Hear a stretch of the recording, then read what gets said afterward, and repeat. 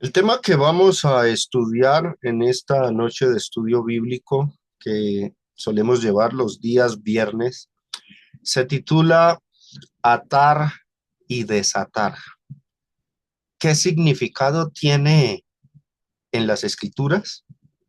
Bueno, presento este tema a modo de paréntesis para dar un receso a la serie que hemos estado siguiendo los días viernes sobre los asuntos de opinión, esperando también mis amados hermanos y personas que nos visitan y que nos oyen por las redes sociales, que repasen las enseñanzas que he compartido para que eh, reafirmemos más, comprobemos y verifiquemos la enseñanza, la veracidad de lo que se dice y tomemos también la iniciativa de indagar, de investigar si lo que se ha dicho es cierto o no.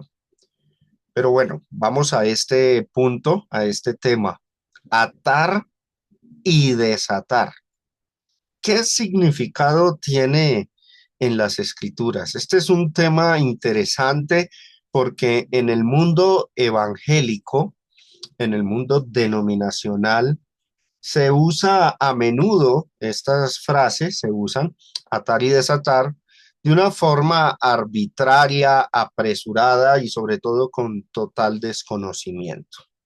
Ustedes pueden ver en videos, en la televisión, por los canales evangélicos, o si llegasen a visitar alguna de estas iglesias, pueden notar las prácticas desordenadas que se llevan a cabo en ellas, pero sobre este tema suele ocurrir lo siguiente. Ustedes pueden notar a personas decir, ato todo espíritu de pobreza. Así hablan, bueno, los pastores avivados, neopentecostales sobre este asunto. Ato todo espíritu de pobreza, como quien dice que evitan que la pobreza llegue a sus vidas. Otras declaraciones, ato todo espíritu de enfermedad, desato toda bendición para tu familia. Ya esto tiene un sentido contrario y es que es como si dijesen que tienen el poder de que las bendiciones de Dios las pueden recibir las familias que los escuchan a ellos. Desato prosperidad y abundancia y hablan en lenguas.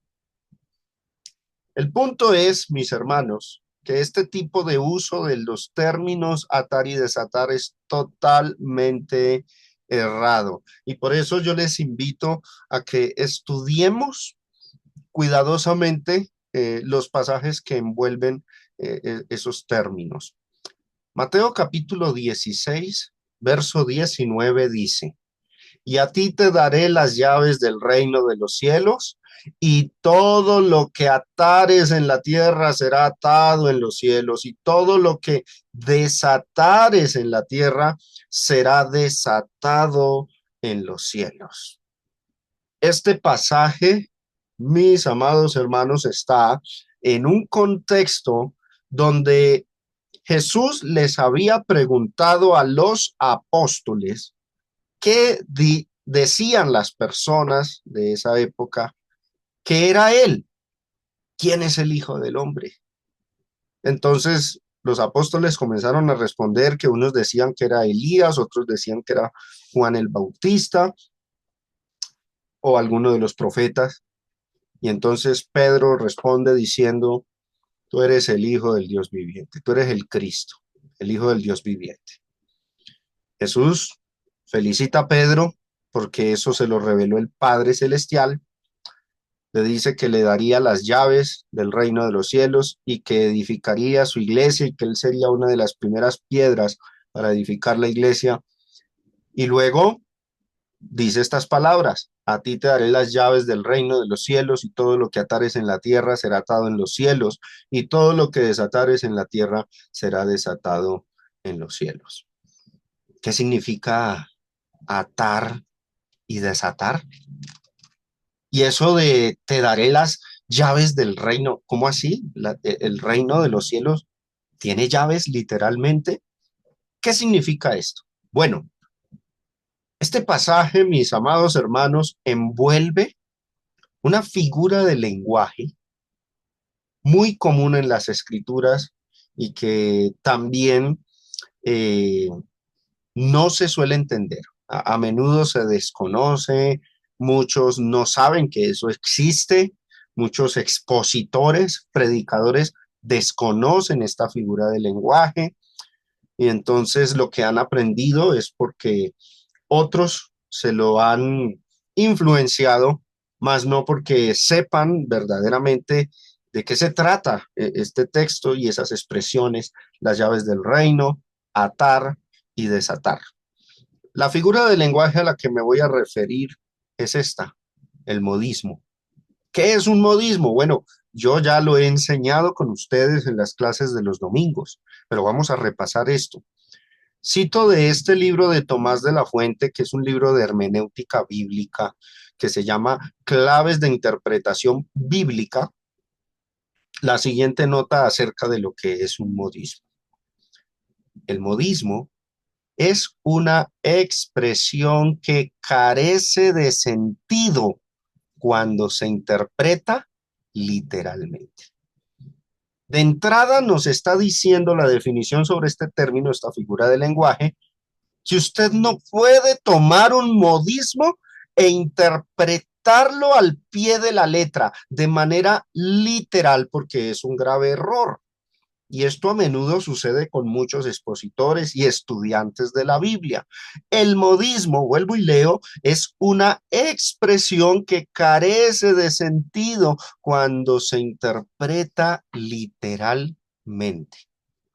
Sigue diciendo, o bien se debe entender de manera muy diferente a su sentido literal. Difiere el modismo de las figuras literarias en que éstas se pueden entender fácilmente, aunque el oyente nunca las haya oído antes. Los modismos son comprensibles, observen, casi exclusivamente, y lo resalto, entre los que ya conocen el idioma y la vida común de los que los usan. O sea, son expresiones peculiares de una cultura en particular, de una sociedad en particular, de la forma de hablar de un pueblo específico.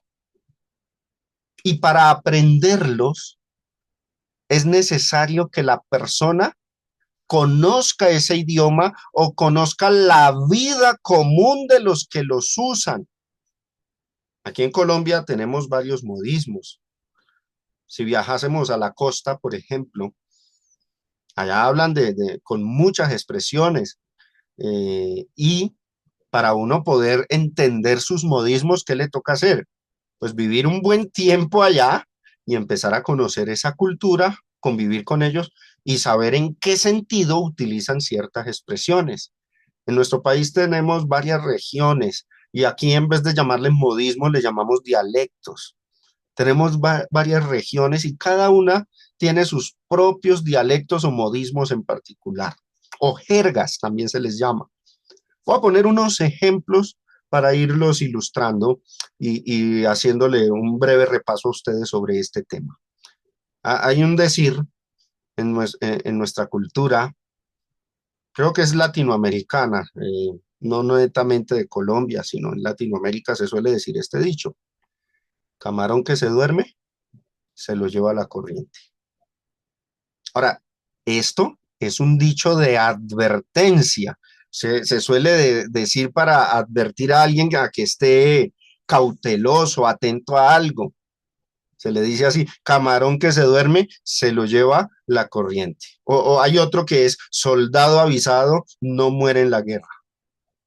Los dichos suelen ser también modismos. Ahora, imagínense que yo escriba esa frase en un papel. Camarón que se duerme se lo lleva la corriente. Que pasen 2000 años y alguien encuentre mi escrito y lo lea. esa persona, si es de otro país, bueno, el solo hecho de que hayan pasado ya 2000 años después de mi existencia y de haber escrito yo eso, ya esa persona va a hablar un idioma diferente, va a tener otras formas de expresarse diferentes. Ahora, imagínense que esa persona lee mi escrito que dice, camarón que se duerme, se lo lleva a la corriente y empiece a interpretar esa frase de manera literal.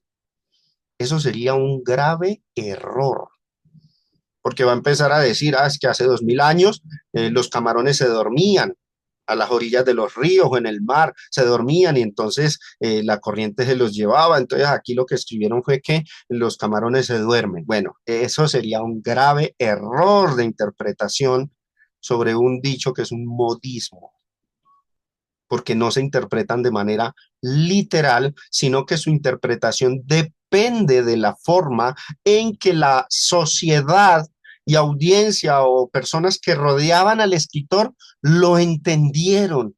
Y aquí la importancia, mis amados hermanos y oyentes, de empaparnos de la cultura judía y grecorromana, porque fue la que envolvió a los personajes bíblicos y a los escritores inspirados.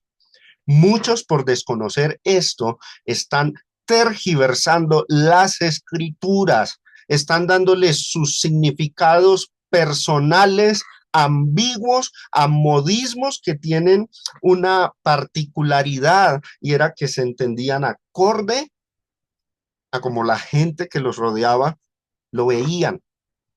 Tenemos otro modismo, otro ejemplo que nosotros solemos decir en Colombia, ¿no? Usted anda en las nubes. Bueno, cuando se dice esta frase, es una manera de decir que la persona está distraída. Pero ustedes se imaginan nuevamente el mismo ejemplo. Yo escribo en un papel, usted anda en las nubes. Mando un WhatsApp, usted anda en las nubes. Pasan 2000 años y alguien mira mi mensaje y va a decir, uy, hace 2000 años existió una persona que tenía poderes sobrenaturales, tan así que andaba en las nubes.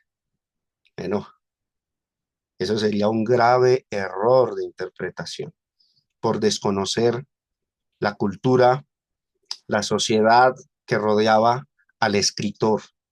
Y los modismos, hermanos, dependen de eso. Vuelvo y leo la definición. El modismo es una expresión que carece de sentido cuando se interpreta literalmente. No se puede interpretar literalmente. Y ustedes han de ver, ustedes podrán ver a expositores hablar a la ligera con frases que son modismos y reclamando que se tienen que interpretar de manera literal. No, es que la Biblia no habla de modismos, es que es así como está escrito. Bueno, el total desconocimiento de esta materia conlleva a eso. Eso es como si alguien le explicara a aquel que 2000 años después viera mi escrito que dice, usted anda en las nubes, y le dijera, no, es que hace 2000 años en Colombia, la gente que rodeaba al escritor entendía esa frase como si la persona estuviese distraída, era un decir, una manera de hablar, y el otro reclamara, no, no, no, no, no le voy a creer.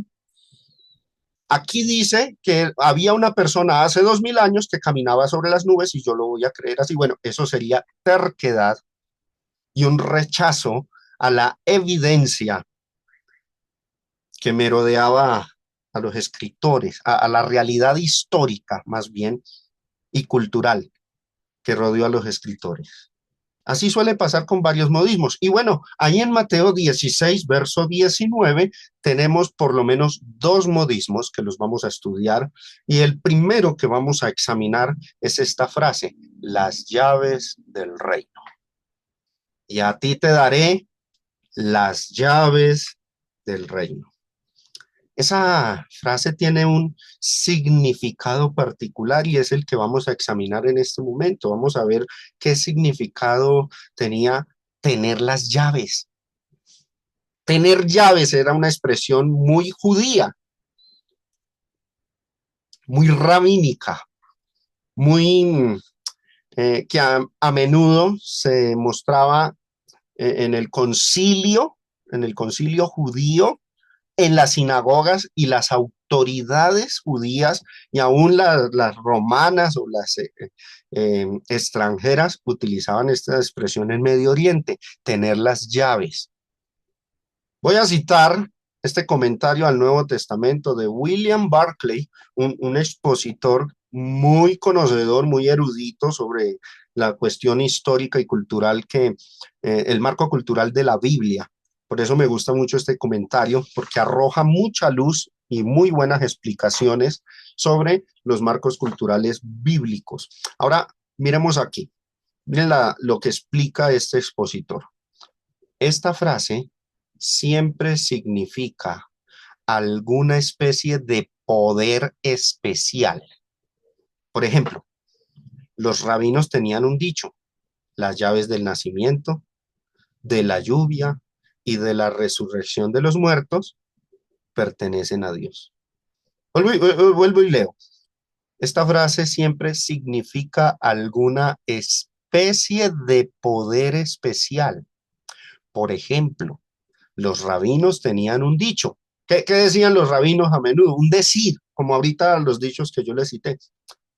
Las llaves del nacimiento, de la lluvia y de la resurrección de los muertos pertenecen a Dios. Noten que ellos utilizaban esa expresión, las llaves. Ahora explica aquí el expositor. Es decir, ¿qué significa eso? Solo Dios tiene poder para crear la vida, para enviar la lluvia y para hacer que los muertos vuelvan otra vez a la vida. Y concluye, esta frase siempre indica un poder especial. Vamos aprendiendo, ¿no? La expresión las llaves o tener las llaves significa tener poder o tener autoridad. Cuando dice del reino, ahora ya vamos entendiendo mejor.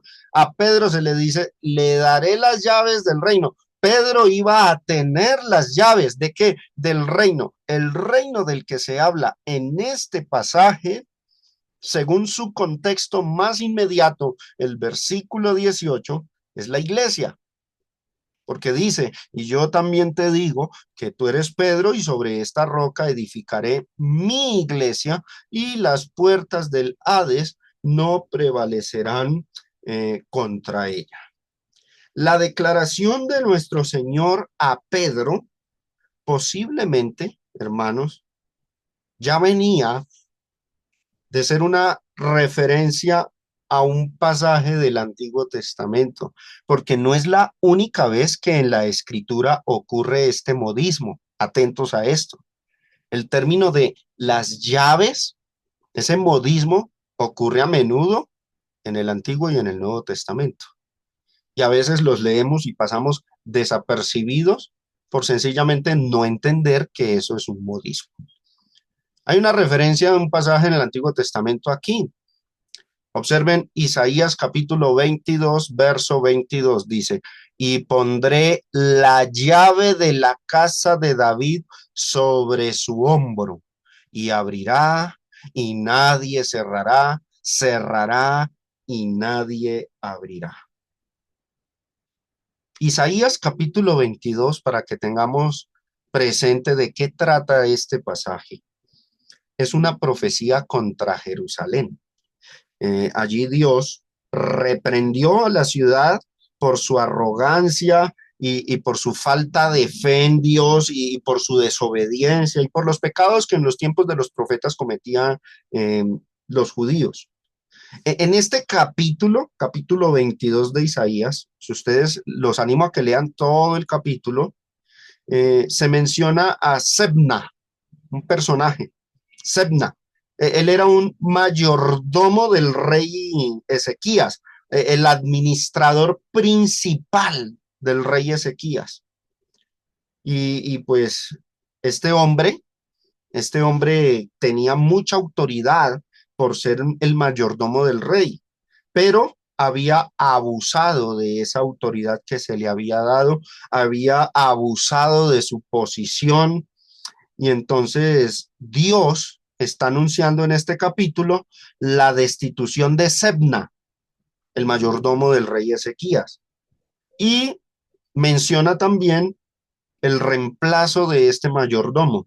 Iba a quitar a Sebna del poder y iba a poner a Eliasim. Eliasim era hijo de Hilcías. Bueno, ustedes podrán examinar el capítulo 22. Ahora, cuando llegamos aquí al versículo 22, el profeta muestra la autoridad que Dios iba a dar a Eliasim, el reemplazo de este mayordomo llamado Sebna, y dice que le iba a dar la llave de la casa de David. Noten ahí, está hablando de Eliasim y le dice, y pondré la llave de la casa de David sobre su hombro.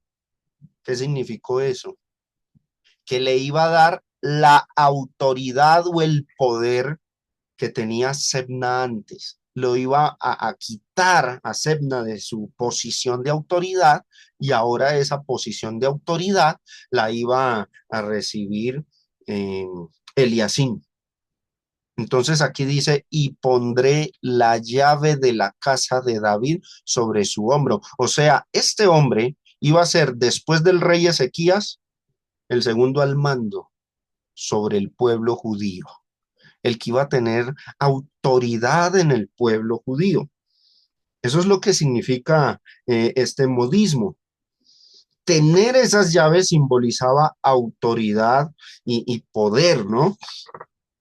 Esas llaves o autoridad que tuvo Eliasim sobre el pueblo de Dios del viejo pacto, del viejo testamento, ahora qué estaba pasando, estaban siendo recibidas por Pedro, pero sobre el reino. A ti te daré las llaves del reino, mientras que aquí en Isaías 22:22 es de la casa de David, o sea, del pueblo judío. Aquí Pedro recibe las de la iglesia. ¿Y para qué? Para que Pedro ejerciera autoridad sobre el pueblo de Dios del nuevo pacto, que es la iglesia. Ahora, en el Nuevo Testamento, claramente se muestra que Jesús es la máxima autoridad por encima de Pedro, ¿no?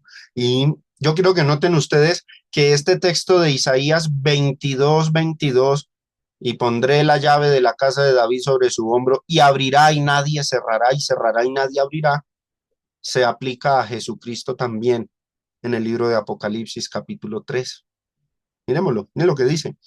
Escribe al ángel de la iglesia en Filadelfia. Esto dice el santo, el verdadero. ¿Quién? El que tiene la llave de David. El que abre y ninguno cierra, y cierra y ninguno abre. ¿Notan? Ahora, ¿qué significa eso?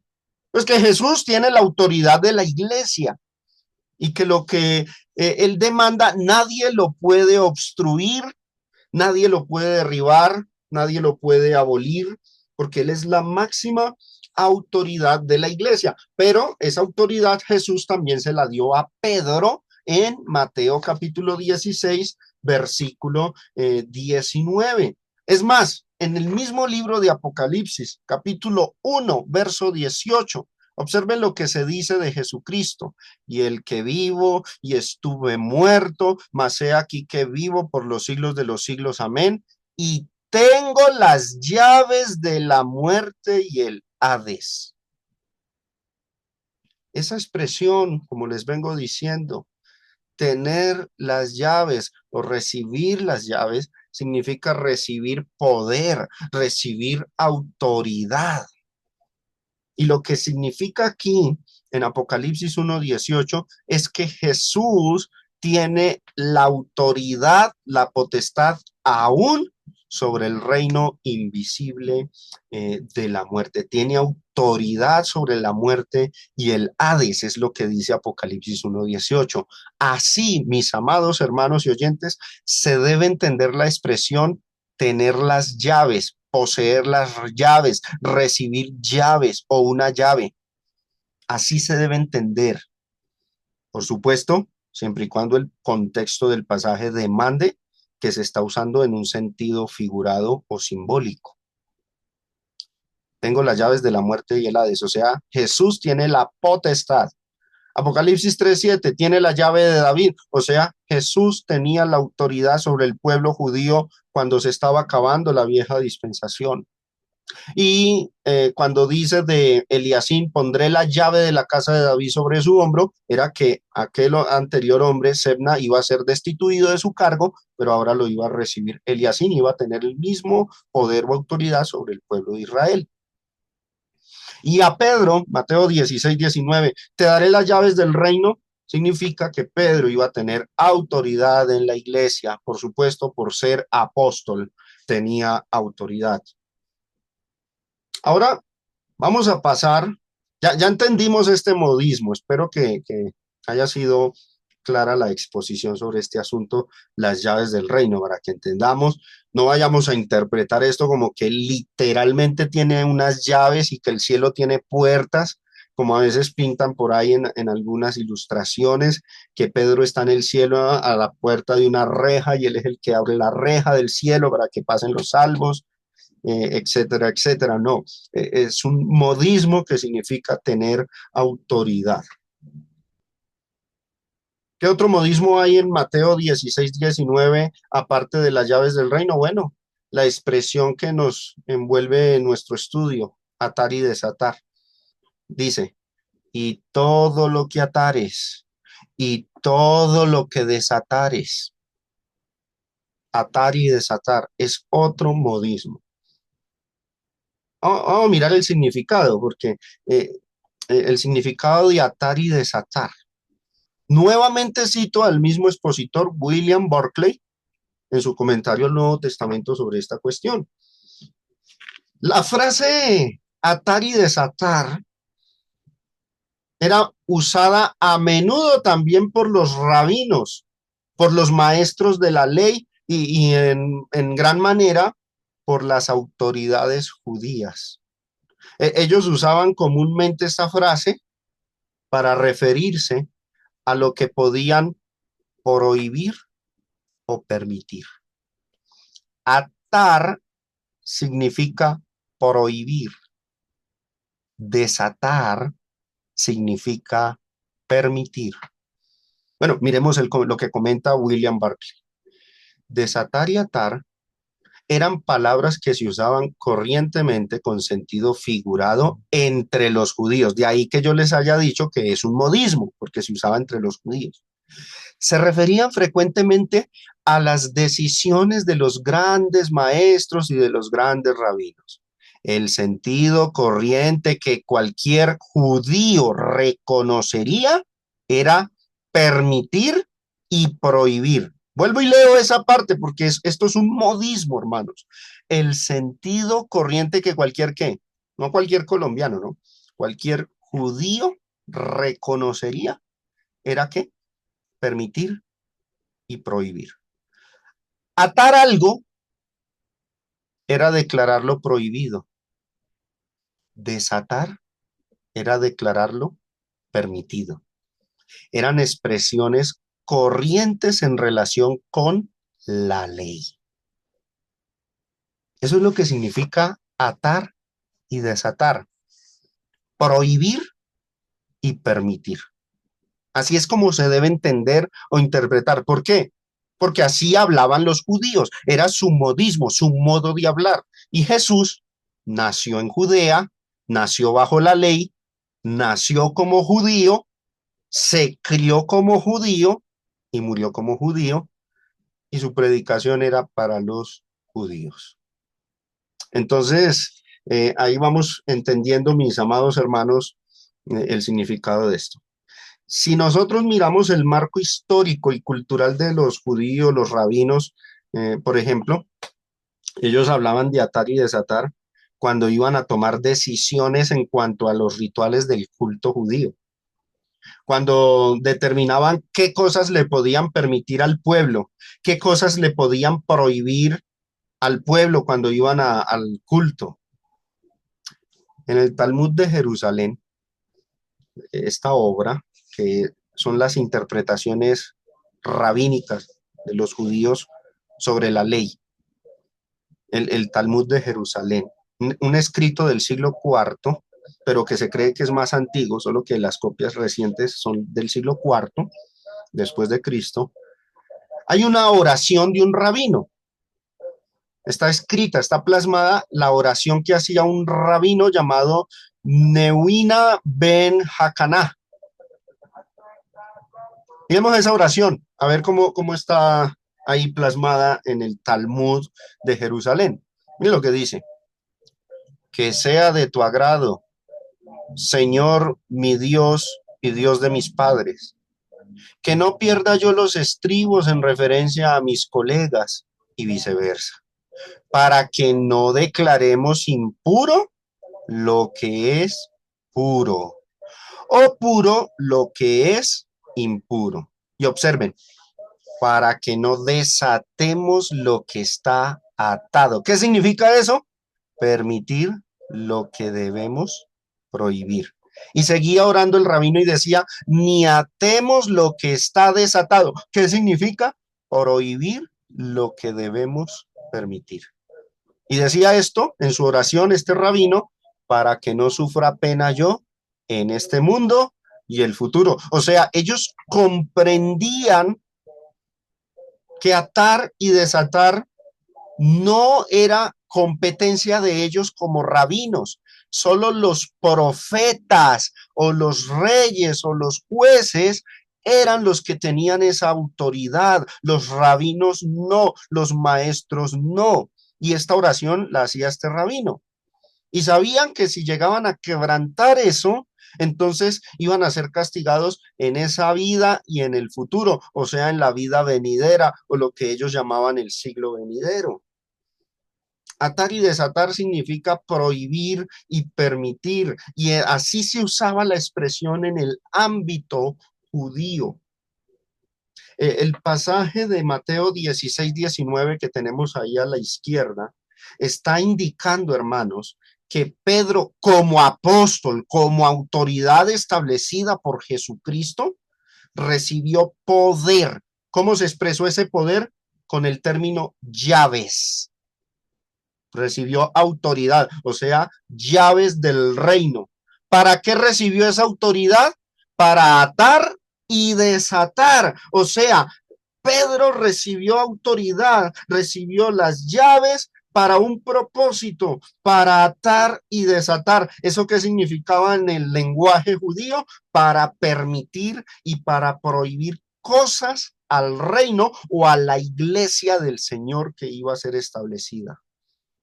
Es importante resaltar, hermanos, para que no nos vayamos a los extremos como ha sucedido con la iglesia de Roma. Es importante resaltar que esta autoridad que Cristo le está dando a Pedro en Mateo 16-19, también se la dio a los demás apóstoles en Mateo capítulo 18, verso 18. Allí habla en plural. De cierto os digo que todo lo que atéis en la tierra será atado en el cielo, y todo lo que desatéis en la tierra será desatado en el cielo. ¿Eso qué significa? Que ellos, las ordenanzas, los mandamientos que revelaron, era porque Dios desde el cielo se los decía, se los revelaba. Todo lo que en el cielo Dios mandara, ellos lo iban a revelar y tenían la autoridad de establecerlo en la tierra. Y todo lo que permitieran, porque ellos a propósito iban a enseñar que varias de las leyes de los judíos iban a quedar abolidas, entonces ahí iban a desatar y iban a revelar nuevas leyes, ahí iban a atar. Entonces, Dios era el director, Jesucristo desde el cielo, y ellos iban a tener autoridad en la tierra para expresar esa ley. O sea, hermanos, aquí la autoridad que Pedro recibe en Mateo 16-19, los apóstoles recibieron la misma autoridad que Pedro aquí en Mateo 18-18. Por eso sabemos que los escritos de Pablo también son o expresan la misma autoridad, y sabemos que Pablo también tuvo las llaves del reino, y sabemos que Pablo también ataba y desataba. O sea, todos los apóstoles podían permitir y prohibir. ¿Eso qué significaría entonces? Ellos iban a poder legislar, mandar y autorizar.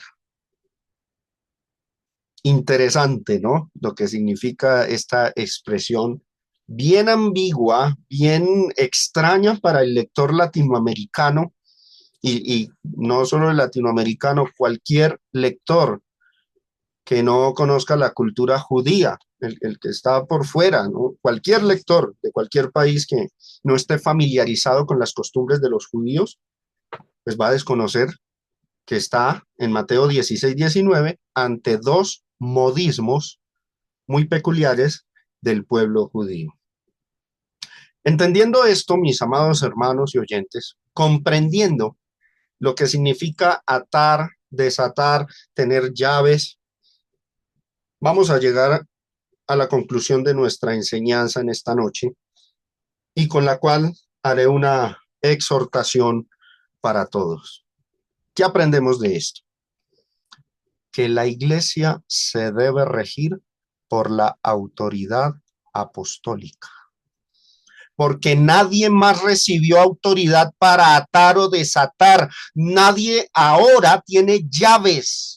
Nadie tiene poder de atar o desatar, de prohibir o permitir lo que Dios no prohíba o lo que Dios permita. La iglesia se debe regir por la autoridad apostólica.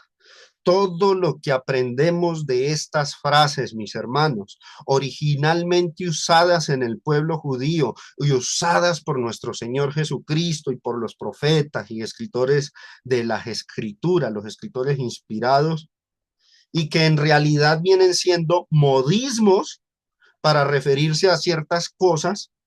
Todo lo que aprendemos de esto es que la iglesia del Señor se debe regir bajo la autoridad de los apóstoles, teniendo a Cristo como la principal autoridad. Esa es la conclusión a la que somos conducidos.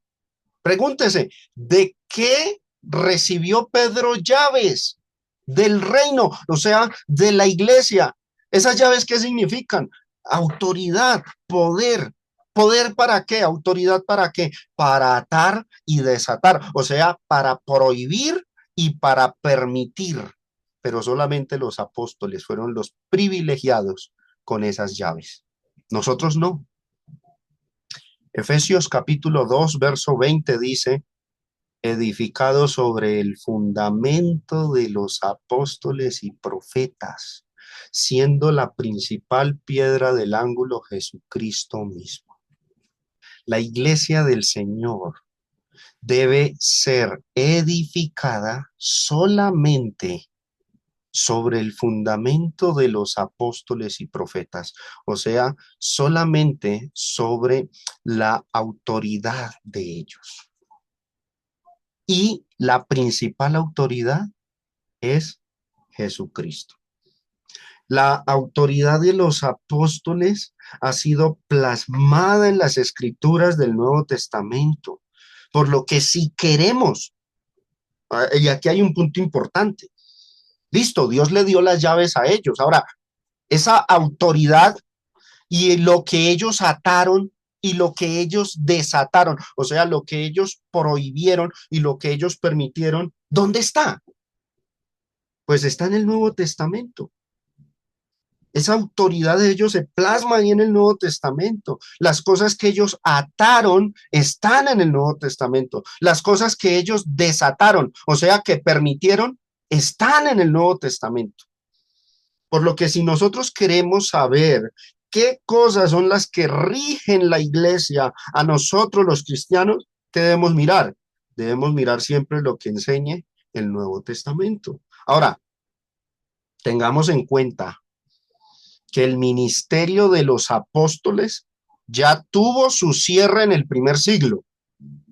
O sea, hoy día, hermanos, no hay apóstoles, por lo que podemos decir con plena certeza que nadie tiene las llaves del reino y nadie tiene autoridad para atar y desatar. Nadie puede prohibir ni permitir nada, a no ser que hable acorde a los apóstoles. Esta verdad nos debe instar a todos a reconocer que en la actualidad ningún cristiano, ninguna persona, ningún maestro, ningún pastor, ningún predicador tiene autoridad para legislarle cosas a la iglesia según su parecer. Ningún expositor de la actualidad tiene autoridad para atar y desatar. O sea, ninguno puede establecer qué cosas están permitidas o qué está prohibido. Ninguno tiene autoridad para legislarle normas a la iglesia. Ninguno puede imponer su opinión como mandamiento, porque eso sería profanar el lugar que Dios le dio a los apóstoles. Lo que los predicadores y todo cristiano está obligado a hacer es a enseñar y expresar con claridad la autoridad bíblica usando solamente las escrituras que ellos dejaron, porque ahí están las cosas que ellos ataron y que ellos desataron, sin añadirle, sin quitarle, dejándola así intacta, tal y como ellos la transmitieron.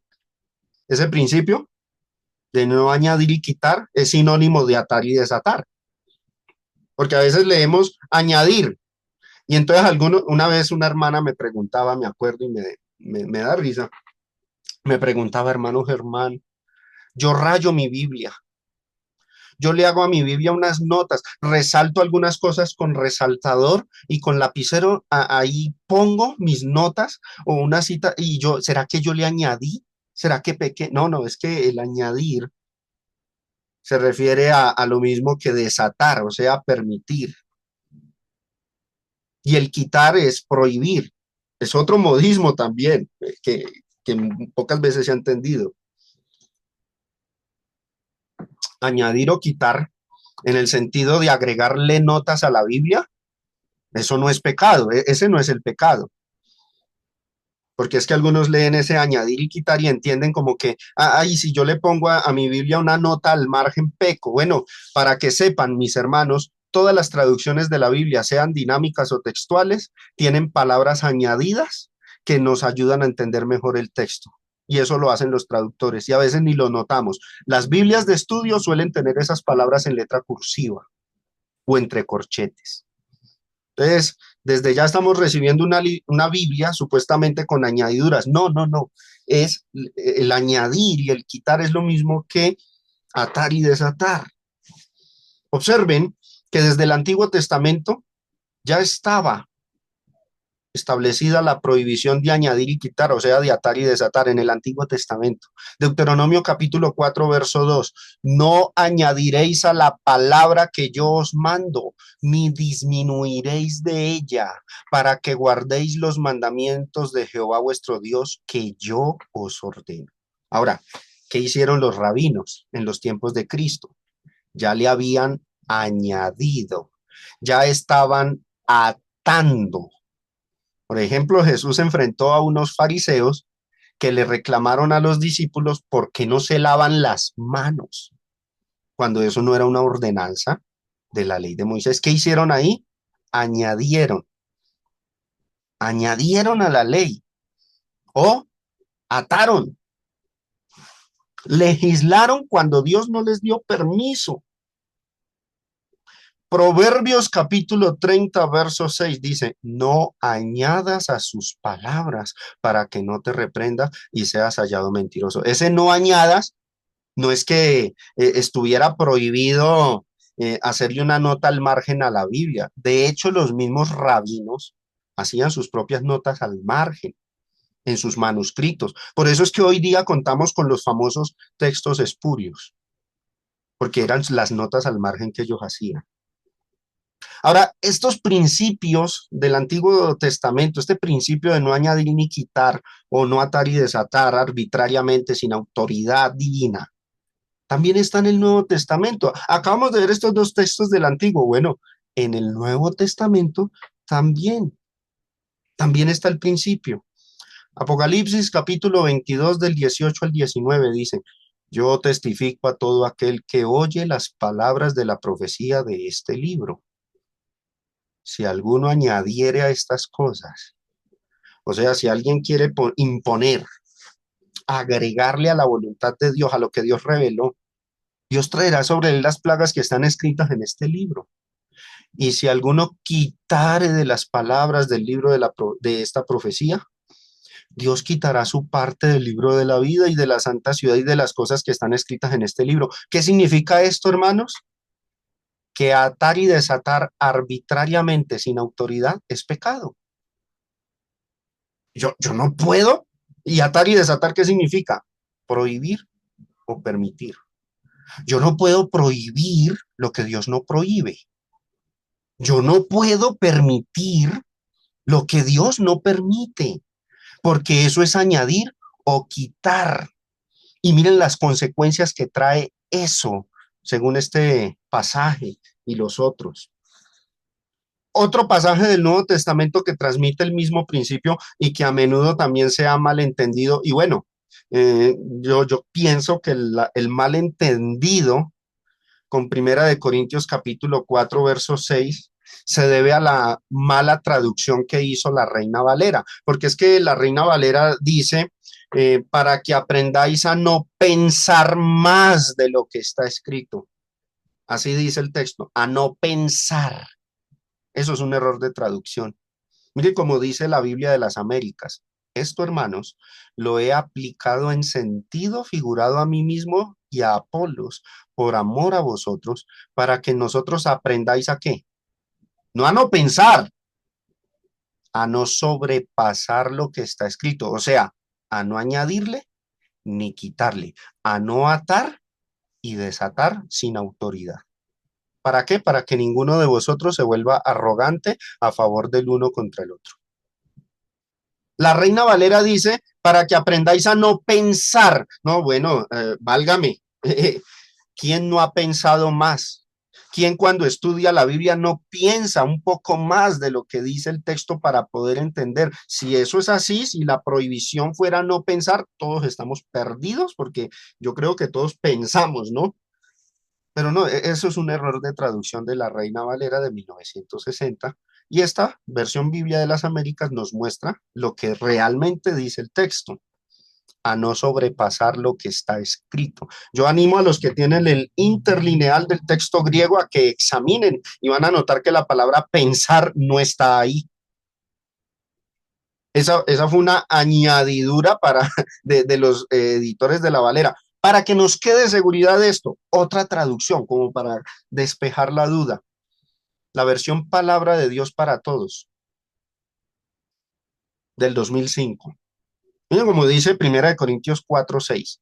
Hermanos, les pongo como ejemplo de todo esto a Apolos y a mí mismo. Lo hago para que con nuestro ejemplo ustedes puedan aprender lo que significa, y ahí está, solo obedezcan lo que dice la escritura. Así no sentirán orgullo por un hombre y odio por otro. Claro, porque es que cuando alguien quiere enseñar su opinión e imponerla, atar, prohibir o permitir, divide la iglesia. Unos se van a ir a favor de uno y otros se van a ir a favor de otro. Y ahí dice que no se haga eso. Así no sentirán orgullo por un hombre y odio por otro. ¿Qué hay que hacer? Solo obedezcan lo que dice la escritura. O sea, no le añada, no le quite, no ate y no desate. Eso es lo que significa ahí el texto. Vuelvo y reitero, los únicos que recibieron autoridad de parte de Dios para añadir o quitar cosas fueron los apóstoles. Ellos recibieron las llaves. Ellos sí podían atar y desatar. Y los que han leído el Nuevo Testamento se darán cuenta cómo el apóstol Pablo ató y desató, añadió y quitó. Por ejemplo, él enseñó muchas cosas que quedaron abolidas del Antiguo Testamento. Ahí quitó, ahí desató y mostró qué cosas siguieron vigentes del Antiguo Testamento. Ahí ató y también reveló cosas nuevas que el Antiguo Testamento no enseña. Ahí añadió y lo hizo con autoridad apostólica porque eran apóstoles. Los predicadores y demás cristianos No tenemos esa autoridad. Por lo que el querer imponer pensamientos y opiniones quebranta todos estos principios. La obligación de nosotros los predicadores actualmente es interpretar correctamente esa autoridad revelada por los apóstoles y tratar de trazar lo mejor posible, correctamente, esa voluntad a la iglesia para que la iglesia obedezca sin añadir o quitar. Le decía Pablo a Timoteo en segunda de Timoteo 2:15, procura con diligencia, porque es que para interpretar se requiere esto, mis hermanos, diligencia. Procura con diligencia presentarte a Dios aprobado como obrero que no tiene de qué avergonzarse y que dice al final que usa bien la palabra de verdad. Cuando algún cristiano quiere imponer una opinión como mandamiento sin tener base bíblica, ¿qué está haciendo? Está atando donde los apóstoles no ataron. Y cuando un cristiano niega lo que Dios prohíbe, dice que no está prohibido cuando sí está prohibido, está desatando y quitando sin autoridad. Ninguno de nosotros, hermanos, tenemos las llaves. Ese privilegio solamente fue de los apóstoles. Muchos, a la hora de querer añadir, atar, desatar y quitar sin autoridad, recurren a argumentos sutiles, a estratagemas, a metodologías de pensamiento, sacan textos fuera de su contexto, usan la hermenéutica del pellizquito, un versículo de aquí, otro versículo de allí, pellizco aquí, pellizco allí, y hacen un armatodo para buscar a toda costa justificar sus opiniones e imponerlas como mandamientos. Hay que tener cuidado con eso. Por eso es importante estudiar con, como dice aquí el texto, con diligencia, con disciplina, las escrituras, respetando, hermanos, siempre las normas de interpretación. Si lo que tenemos ante nuestros ojos es un modismo, como lo acabamos de ver, respete eso. No se ponga a interpretar literalmente un modismo. Respetemos las normas de interpretación, los contextos, los sentidos, los acentos, el significado de las palabras. Por eso es una disciplina la interpretación, por eso es diligencia lo que se requiere. Eso no es a la ligera, colombianizando la Biblia. No, hay que tener cuidado con eso.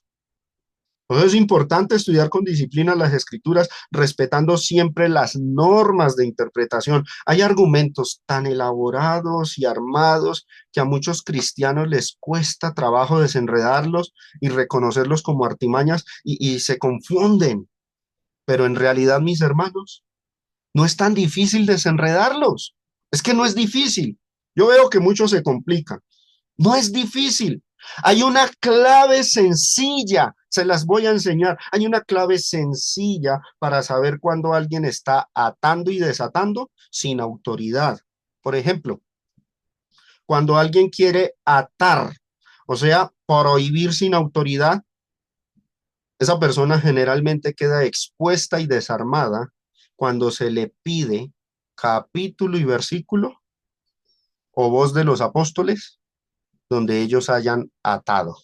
Pídales capítulo y versículo donde se haya atado, prohibido, muéstremelo. Y ahí quedan. Tienen que hablar mucho, titubear, pero no pueden citar el texto. Ahí se ve que están atando lo que no han atado los apóstoles. Y estos principios yo los he enseñado en la serie de las opiniones, ¿no? Primera de Juan, capítulo 3, verso 4. Volvamos a leer esto. Todo aquel que comete pecado infringe también la ley. Pues el pecado, ¿qué es? Infracción de la ley. O sea, para yo saber qué es pecado, pues tengo que mirar la ley de Cristo. Ya no es la del Antiguo Testamento porque ya no nos rige, pero tengo que mirar la ley de Cristo. Bueno, ¿en qué páginas de la ley de Cristo cosas atadas y desatadas por los apóstoles y que quedaron escritas, está el pecado. Pues el pecado es infracción de la ley. Ahora observen lo que dijo Pablo en Romanos 4:15. Pues la ley produce ira, pero donde no hay ley, tampoco hay transgresión. Y continuó diciendo en Romanos 5:13, pues antes de la ley había pecado en el mundo, pero donde no hay ley, no se inculpa de pecado. Donde los apóstoles no ataron, no podemos atar nosotros. Donde ellos no prohibieron, no podemos prohibir nosotros y viceversa.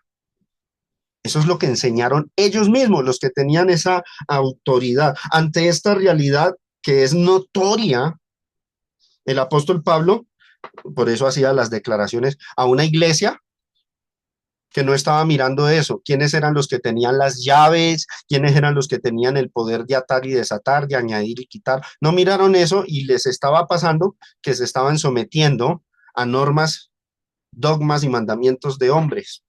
Por eso les dijo en Colosenses, esa fue la iglesia de Colosas, Colosenses 2:18 al 23. Nadie os prive de vuestro premio, afectando humildad y culto a los ángeles, entremetiéndose en lo que no ha visto. ¿Por qué? Porque no hay escrito, no hay ley que prohíba o permita. Vanamente hinchado por su propia mente carnal y no haciéndose de la cabeza, o sea, aferrándose a Cristo. Cristo es la cabeza. ¿Qué tenemos que hacer nosotros? Lo que no hemos visto, no empezar a dilucidar sobre eso. Lo que no está escrito, lo que no podemos ver escrito, no nos metamos ahí. Aferrémonos a la cabeza, haciéndose de la cabeza, en virtud de quien todo el cuerpo, ¿cuál cuerpo? La iglesia, nutriéndose y uniéndose por las coyunturas y ligamentos. Mire lo que dice al final, crece con el crecimiento que da Dios, no con el crecimiento que ofrezca algún otro individuo o persona que no tenga las llaves ni la autoridad para atar y desatar, sino que debemos crecer es con el crecimiento que da Dios. Pregunta, ¿dónde está el crecimiento que da Dios? En las escrituras, en las páginas del Nuevo Testamento para nosotros los de la iglesia. Pues si habéis muerto con Cristo en cuanto a los rudimentos del mundo, ¿por qué como si vivieseis en el mundo os sometéis a preceptos? Ese reclamo lo hace el Señor a aquellos que terminan sometiéndose a preceptos que la cabeza no ha dado, tales como no manejes, ni gustes, ni aun toques, en conformidad a mandamientos y doctrinas de hombres, cosas que todas se destruyen con el uso. Tales cosas tienen a la verdad cierta reputación de sabiduría, en culto voluntario, en humildad y duro trato del cuerpo, pero no tienen valor alguno contra los apetitos de la carne.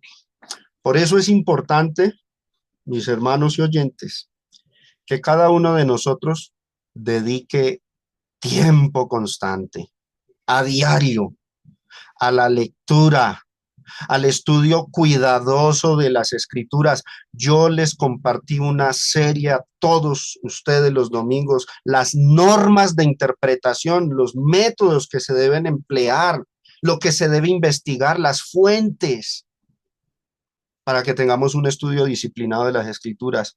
Siempre he recomendado a todos, lean las escrituras y ojalá leanla en otras versiones de la Biblia. No se aferren solo a una traducción. Una traducción es simplemente el trabajo que un equipo de personas hizo con los manuscritos. Pero lean las escrituras en otras traducciones para que tengan más precisión y entendimiento de los textos. Eso es importante. También he recomendado que seamos buenos lectores habituales de otras materias, la historia, la cultura. Bueno, si de pronto cansa mucho leer en YouTube, hay documentales del marco cultural bíblico, de las costumbres de los judíos. Mirémoslo, escuchémoslos.